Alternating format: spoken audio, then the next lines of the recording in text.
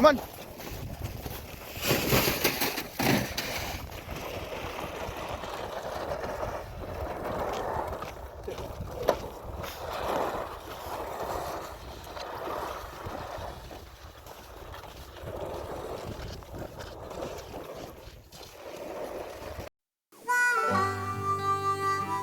Maine, a place known for its many lakes, streams, and ponds, its long list of beautiful wildlife, and miles of back road through dense forest without a block of civilization around. Join me as I show you what this great state has to offer. From foraging to fishing and wildlife conservation, we'll do it all. I live my life loving everything nature has to provide here. Stick around, and maybe you'll learn a thing or two. At the very least, I hope you enjoy following along. Welcome to Wild Maine. Hey guys, welcome back to Wild Maine. In this episode, we're going to start a little bit of under ice beaver trapping. We're going to be using snares on baited poles. So the first thing we're going to do is we're going to head out into this beautiful weather. We got a little bit of snow going on here. It's about 30 degrees, making some ice. Pretty comfortable overall. And we got to go get some poles. So we'll head on out and we'll talk about getting poles and what we're looking for. Let's go.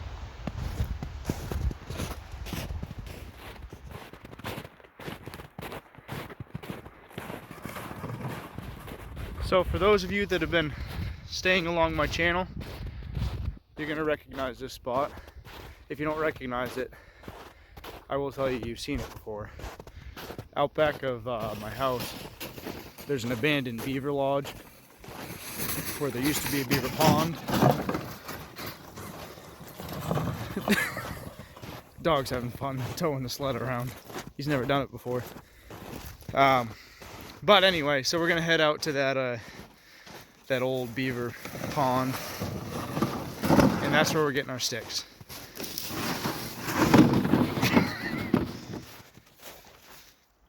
He's trying to take me out with the sled. Anybody's looking for a great way to tire out their dog and have a little fun, stick a sled to him. Okay, so here we are. He's having a heyday. Here's the old pond. Here's the old lodge.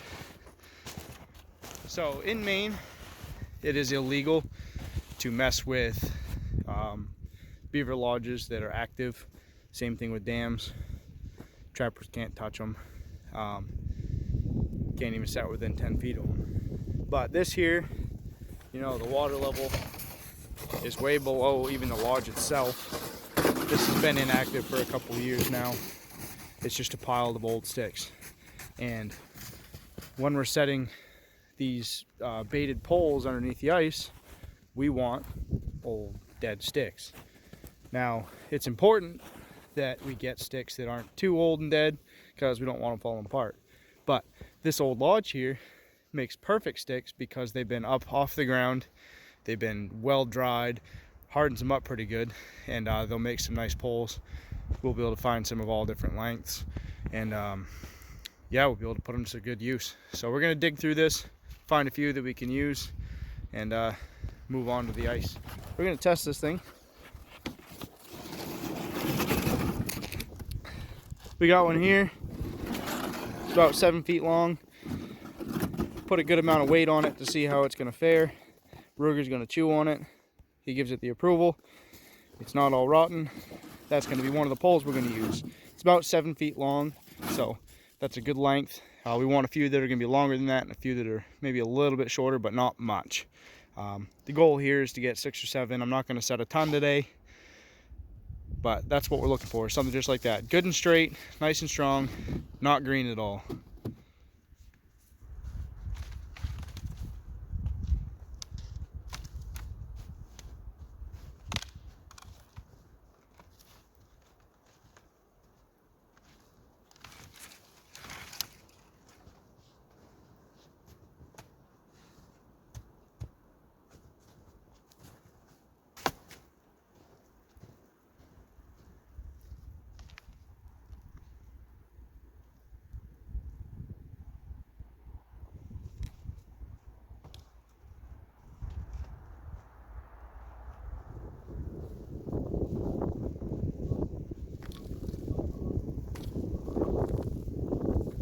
So there we've got it.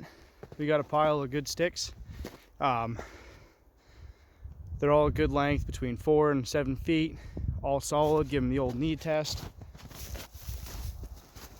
They've all got some good width to them. You know, they're not going anywhere. What, buddy? What? What? He wants the sticks. When I wasn't rolling the camera, he was helping out pretty good. He was helping me pull out the small ones. He was doing a great job. Weren't you, buddy? Wish you'd always do that good. He's still a pup, though. But anyway, we got our bait poles. Now, we gotta go get some bait. Right, buddy? Let's go. Okay, so got the bait poles. Out of breath here. Got them pulled out of the woods. Don't worry. Did not make the dog drag all of those. He's still a puppy. He's not used to dragging anything anyway. He's just pulling around this tote with a hatchet and a tripod in it, just to keep him entertained, keep him busy. He's having a blast. But I carried those all out. Still a little bit out of shape. I like my beer too much, but hey, rounds of shape, ain't it? So now we got to get some bait. And this time of year, up here anyway, what I found to be the most successful is aspen, or as a lot of people call it, poplar. So right over here, we got some nice poplar. And one way you can tell poplar in the wintertime is Ruger, stay. He's gonna get wrapped up. Whatever, we'll let him be for a minute. Best way to tell poplar this time of year is you got this nice thin tree here. They're usually around waterways, so we got a little stream right here. And if you look at the bark, in the summertime it's real gray. This time of year you can't see it too well on the camera. It's actually got a greenish tint to it. And the reason that is because aspen actually, unlike most trees, does not go completely dormant in the wintertime. So where most trees, you know, they lose their leaves, they're shutting down for the winter, they're shutting off all activity, you know, conserving that energy for the springtime. Aspen actually keeps going through the wintertime. Now, unlike evergreens, does not bear any leaves through the wintertime. But the bark has a slight tinge of green to it because it actually photosynthesizes through the bark a little bit. So it's still sending sugars up and down the bark all through the wintertime. My theory is that's why the beaver really like it this time of year, because it's still sending those sugars up and down through the bark system, so it's a little bit sweeter. So perhaps that's why they like it so much. I don't know. I'm no scientist, but those are the facts that I'm going off of and the reasoning why it might work so well. Anyway, we got a nice couple aspen here. You got one there, another one tucked in right behind it.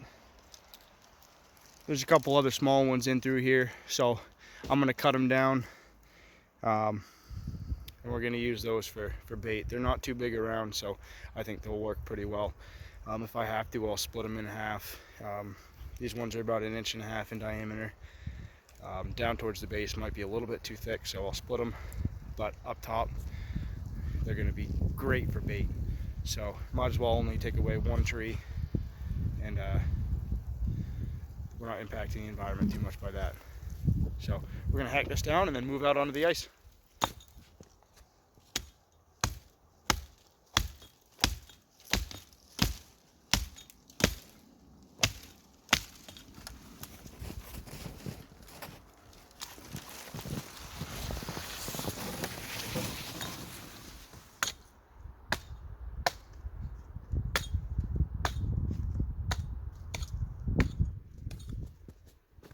So now we're going to take the poplar, aspen, whatever you want to call it, and we're going to cut it into about 12-inch sections. That way we can just tie them onto the poles when we get out onto the ice, and we'll be good to go.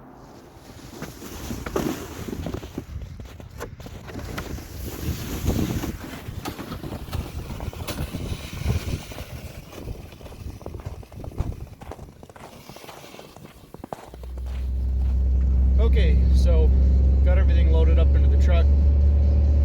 Running a little low on daylight, so I'm gonna get out. I'm gonna get at least 2 sets in. Just want to get some metal into the water. So we're heading on down down to one of the biggest beaver lodges I know around. It's actually kind of like a double lodge. You'll see what I mean when I show it to you. But we'll see you there on the lake when we get there in a second, or a few minutes, whichever it is. It's gonna take about half an hour, but for you it's a second. So we'll see you in a few.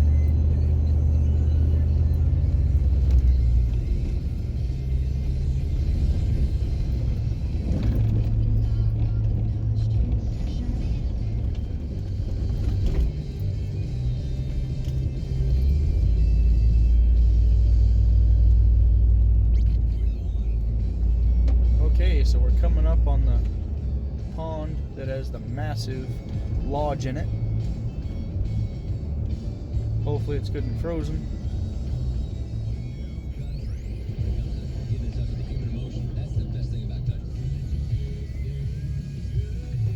So we're on our way out.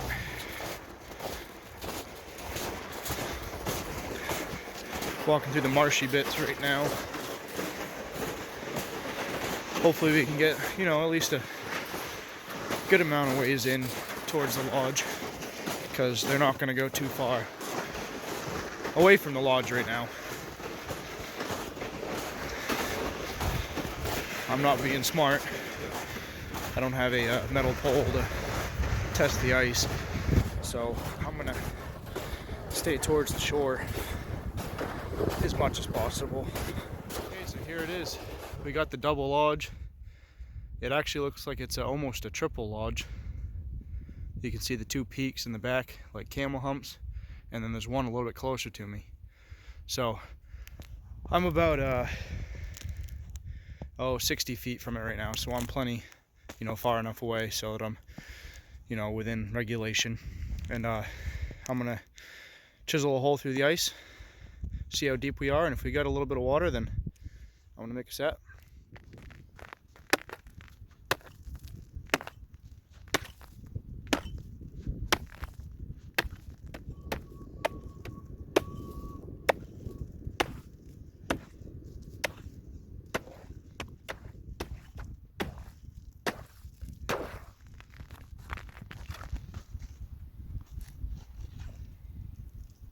Not quite as much ice as water as I'd like to see.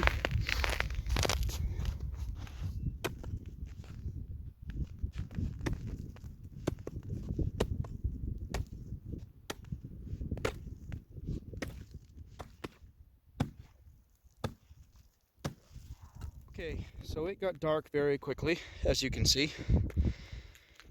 But let's see if I can turn some flash on, if this will work. Oh, look at that, it does. So I got my setup there. I wasn't able to record it because I was more worried about getting the set in the water. So we got two snares in there. Bait poles all set it up. We got it, maybe 6 inches under the ice. So what we got going on here is we got the one pole going down with, I think I put 4 of the aspen on it, shaped them off a little bit, wired it up good, top and bottom, stuck 2 snares on both sides, 9 to 10 inches wide. This cross pole here is holding the wire in case something were to happen to this pole. Right here it also acts as a good support. Sorry that I wasn't able to record all this, but we do a slit instead of doing a big wide opening, so that way we can support this one pole here. Also, when the water freezes, it won't freeze the beaver in. You have a less chance of doing that anyway. So hopefully we'll come back tomorrow with a beaver into this thing. Again, we're about 50 feet from that lodge there. So if they're going to come out, hopefully they'll see that, like what they see, go after it. We're only in about 4 feet of water, so again, it's going to be real hit or miss, but hopefully we'll snag one. We'll check back in tomorrow.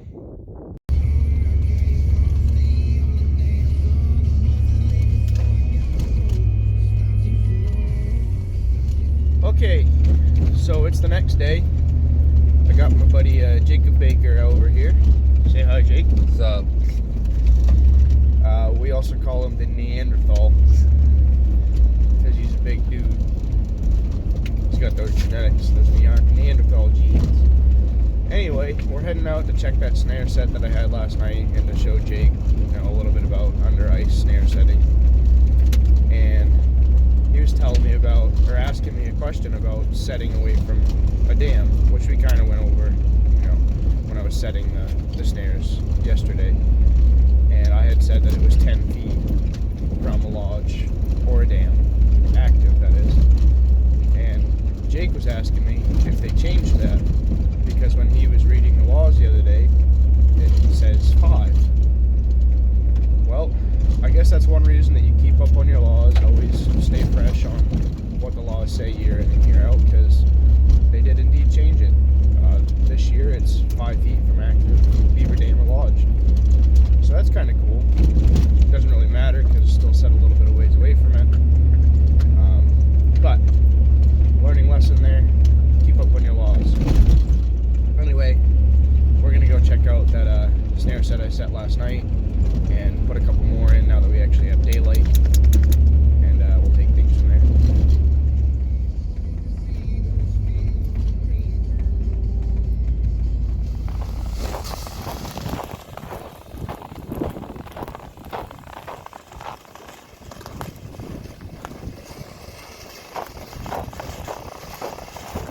The dog smells the beavers in there. Either that or he hears them. He's all over that. But we're gonna see what's down here. Booger, come here.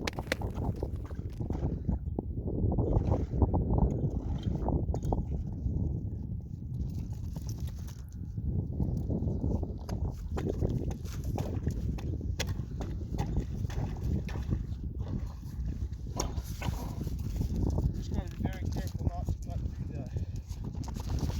the wire.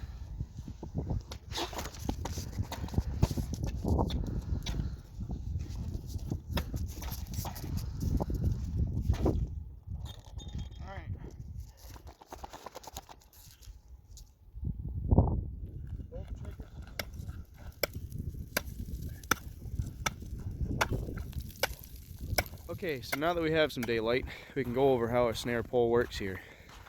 So here we have the big, long dead wood that we collected the other day. We already went over why we do that. And so we got our slot cut there.